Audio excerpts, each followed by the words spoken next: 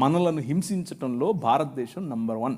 పాకిస్తాన్ కాదు, ఆఫ్ఘనిస్తాన్ కాదు, సోమాలియా కాదు, ఎవరు కాదు, భారతదేశమే.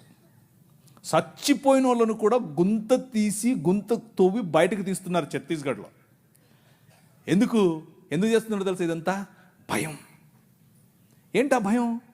వీళ్ళందరినీ మనుషులు చేస్తున్నారు, వీళ్ళందరూ సమానం అంటున్నారు. మనుష్యత్వం, మతం మనుష్యత్వం ఎదుట నిలబడలేదు. భయం దానికి.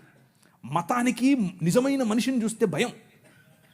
నిజమైన మనుష్యులను తయారు చేసేటటువంటి దేవుని రాజ్యం, నిజమైన మనుష్యత్వాన్ని ఈ ప్రపంచంలో వెలుగుగా ప్రకాశింపచేయటానికి పిలువబడినటువంటి దేవుని రాజ్యం. ఆ రాజ్యం నిలబడాలి, ఆ రాజ్యం పోరాడాలి, ఆ రాజ్యం భయంకరమైనటువంటి ఈ ఒడుదుడుకులలో కూడా నిలబడాలి. అలా నిలబడటానికి మీరు, మీ సమాజం, మీ సంఘం